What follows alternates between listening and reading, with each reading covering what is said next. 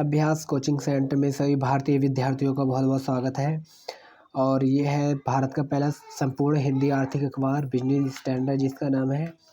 और आज है गुरुवार 11 नवंबर 2021 है। और आज जो main important news article top पर है वो पहले इसमें दिखाई गई कि भारत का आर्थिक परिदृश्य मजबूत होना चाहिए, और जो फाल्गुनी नायक है नायिका का निवेशक हुआ फिदा। और इस तरह से हम आगे चलते हैं। ये ऐड वाला पेज है, ये भी ऐड वाला पेज है, और जो मेन पेज है ये है। ठीक है, इसको हम कवर करेंगे। नायिका पर निवेशक हुए फिदा, और एथेनॉल के दाम 1.47 रुपये प्रति लीटर बढ़ गए हैं। और सरकार ने पेट्रोल पर मिलाए जाने वाले एथेनॉल की कीमत में दिसंबर से शुरू विपणन वर्ष 2021-2022 में 1.47 रुपये प्रति लीटर की वृद्धि की मंजूरी दे दी है। पेट्रोल में एथेनॉल का मिश्रण बढ़ने से भारत का कच्चे माल का आयात बिल कम करने की मदद मिलेगी, और इससे गन्ने किसानों को, चीनी मिलों को फायदा होगा।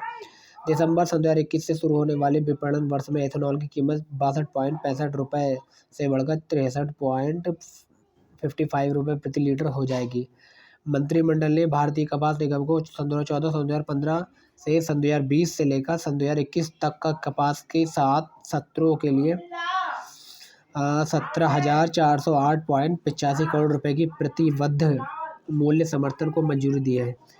अगले हफ्ते वित्त मंत्री की बैंकों के प्रमुखों संग होगी बैठक। वित्त मंत्री निर्मला सीतारमण कोविड-19 महामारी के प्रभावित अर्थव्यवस्था के उत्पादक क्षेत्रों के ऋण में प्रवाह में नरमी को दूर करने के लिए अगले सप्ताह सार्वजनिक क्षेत्रों के बैंकों, वित्तीय संस्थानों के प्रमुखों के साथ बैठक करेंगी। 17 नवंबर से शुरू होने वाले इस 2 दिवसीय सम्मेलन में सार्वजनिक क्षेत्र के बैंकों और वित्तीय संस्थान हिस्सा लेंगे। नायिका पर निवेशक हुए फिदा। सौंदर्य स्टार्टअप का शेयर पहले ही दिन आईपीओ कीमत से लगभग दोगुना पर हुआ बंद। और सौंदर्य स्टार्टअप नायिका की मूल कंपनी FSN ई-कॉमर्स वेंचर का बाजार मूल्य आज शेयर बाजार में आगाज के दौरान करीब दोगुना यानी 1 लाख करोड़ रुपए से अधिक 13 अरब डॉलर हो गया है। कंपनी का शेयर आईपीओ कीमत 1,125 रुपये के मुकाबले 96% बढ़कर 2,207 रुपये पर बंद हुआ। नायिका महिला की अगुवाई वाली कंपनी भारत की पहली यूनिकॉर्न है। ठीक है, इसकी स्थापना पूर्व निवेशक बैंकर फाल्गुनी नायर ने की थी। नायर की कंपनी में 54% हिस्सेदारी है। ऐसे में कंपनी के शेयर बाजार में तगड़े आगाज से वह अपने दाम पर भारत की सबसे धनी महिला अरबपति बन गई हैं। नायिका की सीईओ नायर ने कहा है कि बाजार में अच्छा स्वागत हुआ उत्साहजनक है। उन्होंने कहा है कि नायिका को बनाने की उनकी उद्यमिता को यात्रा में 50 साल की उम्र से शुरू हुई। उन्होंने कहा कि उम्मीद है कि इसमें अन्य महिला उद्यमियों को अपने जीवन से नायिका बनने की प्रेरणा मिलेगी। नायिका जोमेटो के साथ 1 लाख करोड़ रुपए से अधिक बाजार पूंजीकरण वाले सूचीबद्ध स्टार्टअप के क्लब में शामिल हो गई है। जोमेटो जुलाई में सूचीबद्ध हुई थी। पेटीएम भी जल्द ही इस क्लब में शामिल होगी, जिसका 18,300 करोड़ रुपए का आईपीओ आज ही बंद हुआ है। नायिका 1 करोड़ रुपए से अधिक बाजार पूंजीकरण वाली 54 सूचीबद्ध कंपनी को जमात में शामिल हो गई है। इस कंपनी इस समय 55वीं सबसे मूल्यवान कंपनी है। इस तरह यह गोदरेज, कंज्यूमर और ब्रिटानिया से भी आगे। विशेषज्ञों ने कहा है कि भारत की इंटरनेट स्टार्टअप को लोगों से समर्थन मिल रहा है, उससे देसी पूंजी बाजारों की परिपक्वता और गहराई का पता चलता है। यह स्टार्टअप कंपनी के लिए तंत्र के लिए उत्साहजनक संकेत है। नायिका के 5,352 करोड़ रुपए के आईपीओ को 82 गुना अभिदान मिला है, जो बड़ी स्टार्टअप आईपीओ में सबसे अधिक है। विश्लेषकों ने कहा है कि निवेशक online beauty and personal care BPC में अनुमानित वृद्धि को बढ़ाने के जरिए के रूप में देख रहे हैं। उन्होंने कहा है कि भारत का ऑनलाइन बीपीसी बाजार पिछले 5 साल से हर साल 60% की दर से बढ़ा है, मगर अभी 8% आबादी तक पहुंच ही पाया है। मोतीलाल ओसवाल फाइनेंशियल सर्विस के सहायक उपाध्यक्ष खुदरा अनुसंधान स्नेहा पोद्दार ने कहा है कि नायिका ई-कॉमर्स क्षेत्र में अपनी तरह की पहली सूचीबद्धता है, इसलिए इसमें निवेशकों ने काफ़ी रुचि दिखाई। अभिधान से पता चलता है कि नायका भारत में ऑनलाइन बीपीसी में अगुआ के साथ भारत में जीएमबी सकल वस्तु मूल्य के आधार पर सबसे तेजी से बल बढ़ता प्लेटफॉर्म है। भारत का आर्थिक परिदृश्य मजबूत। शक्तिकांत दास भारतीय नीतियों में शक्ति की परिस्थितियों का सामना करने के लिए सन 2013 में तुलना में कहीं बेहतर तरीके से तैयार है। भारतीय रिजर्व बैंक आरबीआई के गवर्नर शक्तिकांत दास ने बिजली स्टैंडर्ड बीएफएसआई समिट के अंतिम दिन आज कहा है कि तमाम अड़चनों के बावजूद भारत का वृद्धि परिदृश्य मजबूत बना हुआ है और आरबीआई ने विकास दर की पटरी पर लाने के लिए सरकार के साथ पूरा सहयोग किया है। शक्तिकांत दास ने कहा है कि वैश्विक अर्थव्यवस्था अब भी विकास के लिए जूझ रही है, लेकिन आरबीआई को पूरा भरोसा है चालू वित्त वर्ष में देश की अर्थव्यवस्था 9.5% की दर से विकास करेगी। उन्होंने कहा है कि विकास की संभावना मजबूत हुई है, वृद्धि के संकेतांक बहुत सकारात्मक है और हमें सकल घरेलू उत्पाद में 9% की अनुमति वृद्धि हिस्सा कर लेंगे। और आगे बढ़ते हैं। निवेशक चक्र में तेजी की आस, वित्त मंत्रालय ने जताया अनुमान।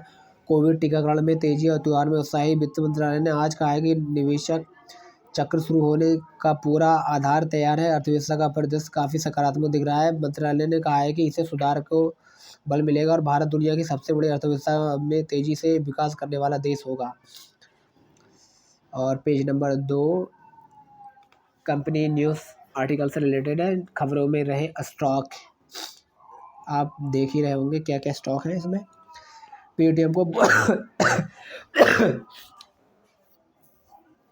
पेटीएम के पूर्ण अभिदान, आखिर पेटीएम आईपीओ को तीसरे दिन मिला 1.89 गुना अभिदान। और फर्म एजी की मूल कंपनी ने जमा कराया आईपीओ का मसौदा। हेल्थ टेक स्टार्टअप फर्म एजी की मूल कंपनी एपीआई होल्डिंग्स ने आरंभिक सार्वजनिक निर्गम के जरिए 6,050 करोड़ रुपए जुटाने की विवरणिका का मसौदा सेबी के पास जमा कराया। एवरेडी इंडस्ट्री का शुद्ध लाभ घटा।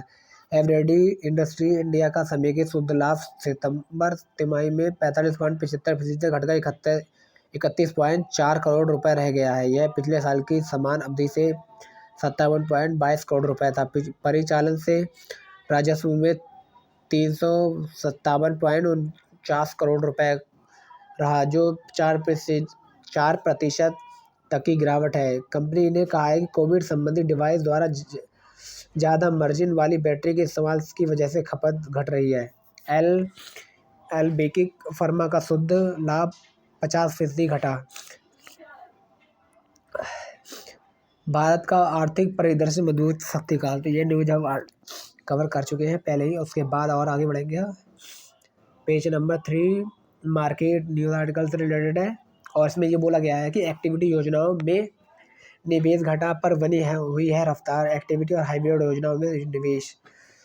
तकनीकी गड़बड़ी पर एनएसई व उसके कर्मियों को सेबी का notice. National stock exchange NSE ने में 24 फरवरी की ट्रेडिंग के दौरान तकनीकी गड़बड़ी पर एक्सचेंज और उसके कुछ कर्मचारियों को बाजार नियामक सेबी ने कारण बताओ नोटिस जारी किया। हार्डवेयर की नाकामी से देश के सबसे बड़े स्टॉक एक्सचेंज में कई घंटे तक ट्रेडिंग रुक गई थी। एक्सचेंज ने डिस्क्लोजर में कहा है कि सेबी ने 11 अगस्त 2021 को एनएसई व उसके कर्मचारियों को कारण बताओ नोटिस जारी किया है, जिसमें 8 अक्टूबर 2015 से और 13 सितंबर 2017 और 26 मार्च 2019 को जारी परिपत्र एसईसीसी नियमन 2018 के कुछ प्रावधान के गैर अनुपालन का आरोप लगाया गया है। कंपनी ने इस संबंध में जरूरी कदम उठाए और सेबी को इस बारे में आवश्यक जानकारी मुहैया करा दिया है और इसका जवाब का इंतजार है।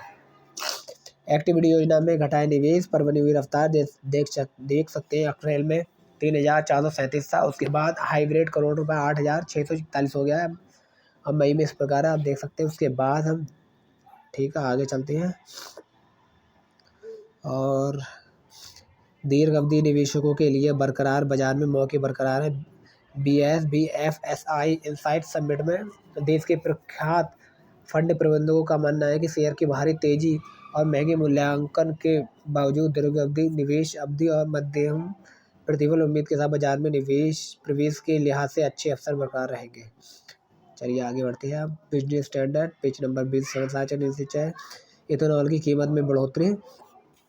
COP के मसौदे निर्णय से जलवायु वित्त लक्ष्य को स्थानांतरित किया गया है कि मांग बनाम मसौदा यह है कि विकसित देशों द्वारा जलवायु वित्त में इजाफा। मसौदा $100 अरब के आंकड़े तक सीमित। बजट में वृद्धि को लेकर अनुमान नहीं। मांग जलवायु के बढ़ते जोखिम, विकसित देशों के ऐतिहासिक प्रदूषण से नुकसान, बचती और भरपाई के लिए अलग धन।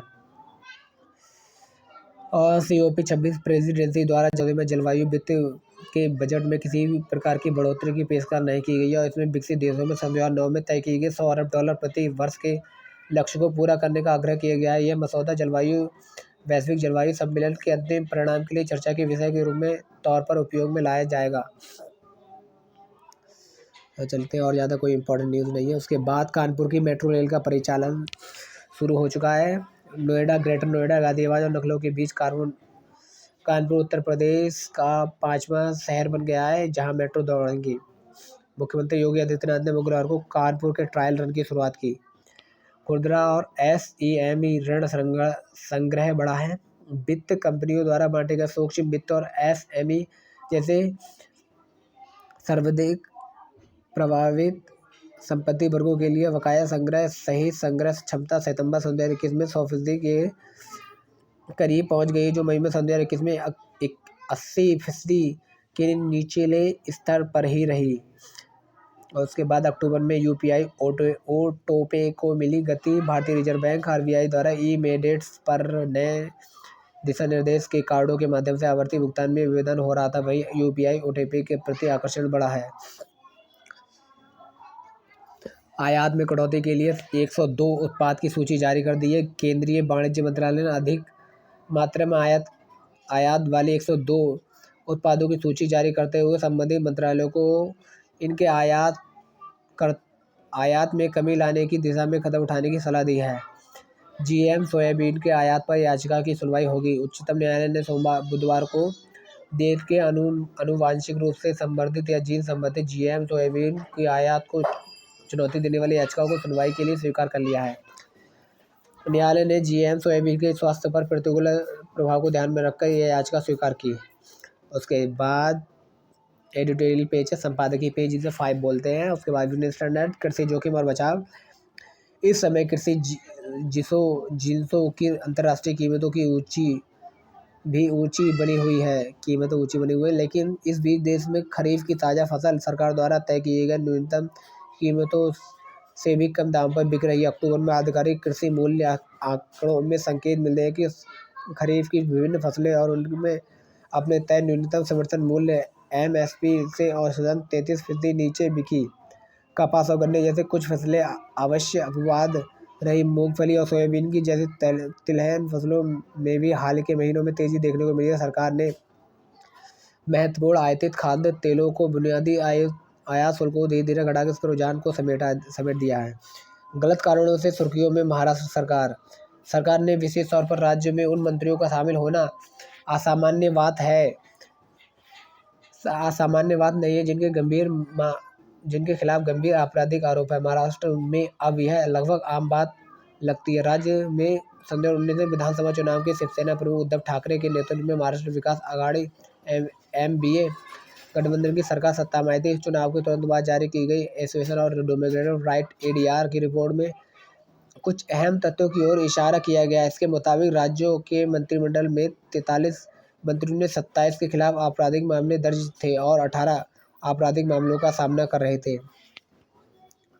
उसके बाद आगे चलते हैं। इंटर्नशिप की अहमियत समझने का वक्त। देश के तमाम महाविद्यालयों में विद्यार्थियों को अगर इंटर्नशिप की सुविधा उपलब्ध कराई जाने यानी उसे शिक्षा का अंग बनाया जाए तो बहुत महत्वपूर्ण बदलाव आ सकता है।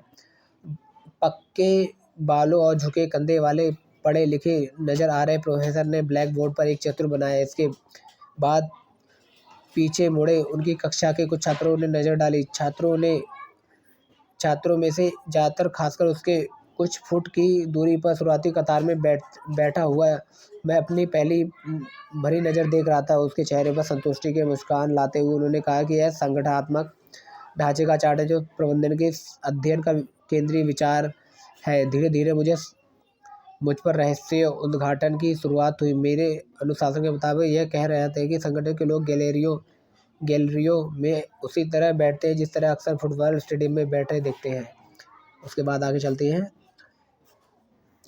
आपका पक्ष है ग्रामीण बाजारों को बचाने की ज़रूरत। देश की अर्थव्यवस्था में कृषि और उस पर आधारित बाजार का उत्पादन बहुत बड़ा योगदान है। देश की अधिकांश जनसंख्या जीवन यापन के लिए ग्रामीण बाजार और कृषि पर निर्भर है। बाजार में लगने वाली दुकान करोड़ों व्यापार परिवार के रोजगार का माध्यम बनी हुई है, जिसे खत्म होने से बचाना होगा।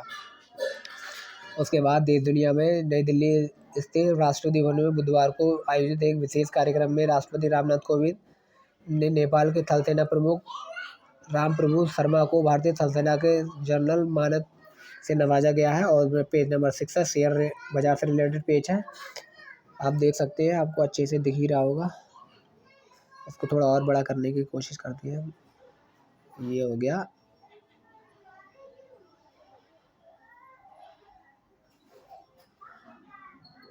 ये तो नहीं बड़ा ठीक है।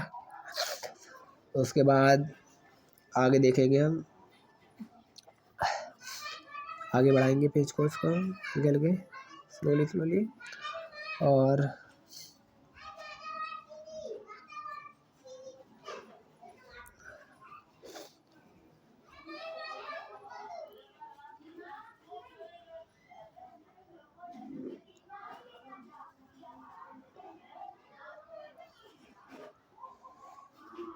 इस तरह से ये पेज कंप्लीट हो चुका है। और उसके बाद शेयर बाजार 7 से ये भी खबरों में Novotex India, Greenwell Norton, Sharda motor industry आज के अहम शेयर हैं ACC के, देख सकते हैं। उसके बाद हम देखते हैं और आगे बढ़ेंगे।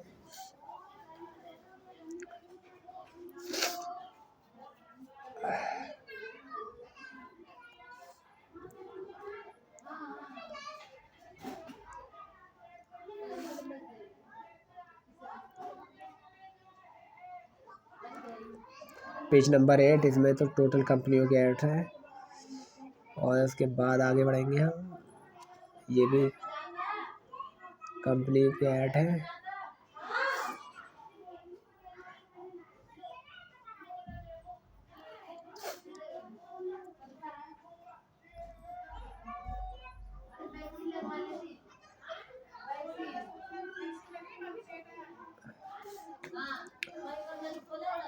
अफगान में आतंकवाद पर ना पनपे, भारत, रूस, ईरान और 5 मध्य एशियाई देशों ने लिया है संकल्प।